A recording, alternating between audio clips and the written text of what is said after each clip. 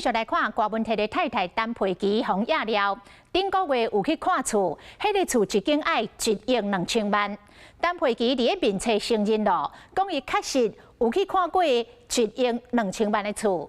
这个看厝的过程只有中介来陪同，并无名喙所讲的大头家。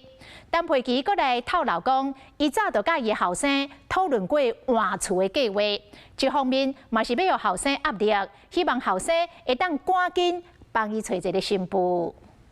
柯文哲一家都贼。郭文摕因兜的门口口弘扬红餐喷这7个字，台湾国的成员一透早就走来抗议。郭文摕政治现金的风波继续扩大，出门都爱面对着真济媒体。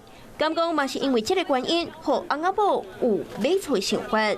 陈佩琪的面册搁在发文章，承认有去看过1亿2千万的厝，主要是因为3个囡仔有个当时走去甲国外，伊感觉伊的忧郁症又搁要压起来，赶紧找代志做。看厝介绍确实到伫1亿2千万左右，希望家己找一个安静的住所。上接找的就是林记家，因为人讲这个家徒亲像八卦阵，记者会找无路。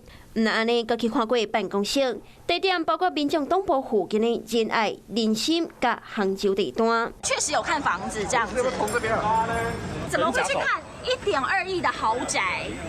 老师有帮女儿看房吗？当讲大家要点厝开小型的记者会，陈佩琪连续2天拢低调无回应，想要讲的话拢写伫面册。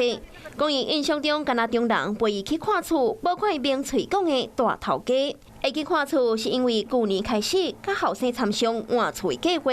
严格进前讲要互后生结婚大厝，即摆搁再改喙，讲嘛是要互后生压力，叫伊紧甲找一个新妇回来。居住正义，看房上亿哈，儿子有点辛苦，有点可怜啦，因为一直被推到第一线。你在这个时间点要买房，然后又看这么高的价格，是不是要帮柯文哲做一个那个现金流的一个洗钱的一个问题？为人头公司搞买厝问题，都惊陈佩琪是愈解说愈讲袂清楚。Hello， 我是张新文。想要抢先掌握最及时的新闻资讯吗？赶快订阅、按赞、开启小铃铛，锁定华视新闻 YouTube 频道。